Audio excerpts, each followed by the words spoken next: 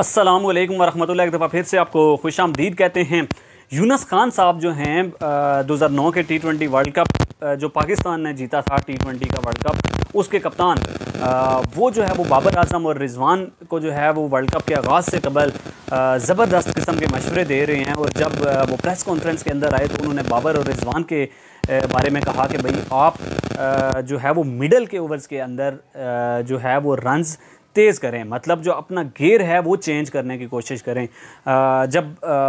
यूनुस खान बैठे हुए थे और उनके साथ शाहिद खान अफरीदी भी मौजूद थे प्रेस कॉन्फ्रेंस के अंदर, तो उस टाइम पे जो है यूनुस खान से जब सवाल किया गया तो उन्होंने कहा कि भाई 2009 का जो T20 वर्ल्ड कप हम जीते थे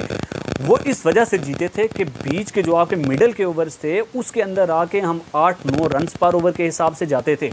अब अगर आपको एक अच्छा स्टार्ट मिल जाता है और उसके बाद आप 6-7 रन पर ओवर के हिसाब से जाते हैं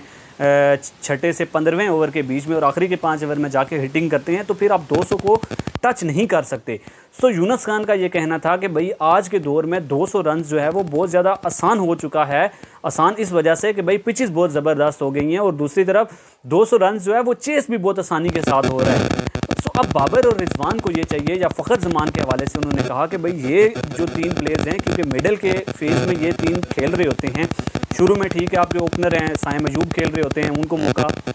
मिलता है। आखिरी के 5 ओवर्स के अंदर आपके इफ्तिखार हैं, फिर आज़म खान है, शादाब हैं, इमाद वसीम है। तो ये जो ऑलराउंडर्स हैं ये उस टाइम पे बैटिंग के लिए आते हैं, लेकिन जो मिडल फेज़ है ये बहुत ज़्यादा इंपॉर्टेंट है। और 8-9 रन पर ओवर के हिसाब से अगर आप इनके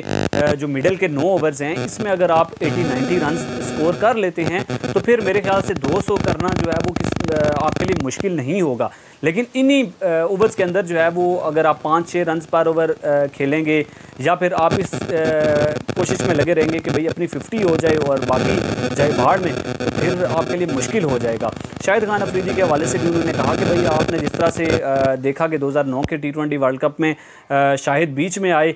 मिडल फेज़ में आके उन्होंने बैटिंग की और किस तरह से उन्होंने मैच निकाले 30 बॉल्स के ऊपर 50 रन उनकी तरफ से, सेमीफाइनल के अंदर, फिर फाइनल के अंदर भी 50 उनकी तरफ से। सो यूनुस खान का ये कहना था कि भाई कोई जो है आपकी पोजीशन उस टाइम पे किसी प्लेयर को ये नहीं होता था कि भाई ये मेरी पक्की पोजीशन है, और हमने उस टाइम पे शाहिद को जो है वो 5वें-6ठे नंबर के ऊपर भी भेजा और कभी तीसरे-चौथे के ऊपर भी खिलाया। और ख़ुद भी उनका कहना था कि भाई हमने प्लेयर्स को जो है वो रोटेट करते रहे और उसका सिला हमें एंड पे ये मिला कि हम T20 का वर्ल्ड कप हमने उठाया। इसी तरह से अगर रोटेशन पॉलिसी के हवाले से जब बाबर आजम से बात की गई थी गैरी क्रिस्टन के हवाले से कि भाई वो तो रोटेशन पॉलिसी जो है वो उनकी सबसे बड़ी चीज़ है और वो इंडियन टीम के अंदर भी रोटेशन पॉलिसी करते रहे, इसकी वजह से वो 2011 में वर्ल्ड कप जीते। तो बाबर का यही कहना था कि भाई अगर टीम की रिक्वायरमेंट होती है और कोचेज़ जो हैं वो बैठते हैं और वो कहते हैं कि भाई आपको जो है वो नीचे के नंबर पे बैटिंग करनी है या ऊपर के नंबर के ऊपर किसको भेजना है, तो फिर जो है वो उसको देख लेंगे, उसको गुफ्तो शनीद के ज़रिए जो है इस मामले को भी सरअंजाम कर देंगे। सो अगर पाकिस्तान टीम इस तरह की पॉलिसी के साथ चलती है, और क्योंकि आयरलैंड के साथ आपका आज जो है वो शाम 7 बजे मैच शुरू होगा, सो उसमें जो है आप इस तरह से रोटेशन करके देख सकते हैं कि भाई कौन सा प्लेयर जो है वो किस जगह के ऊपर फिट आ रहा है। सो पाकिस्तान टीम बाबर और रिजवान के लिए यही है कि भाई सीरीज़ के अंदर अच्छे रन स्कोर करें और अच्छे स्ट्राइक रेट के साथ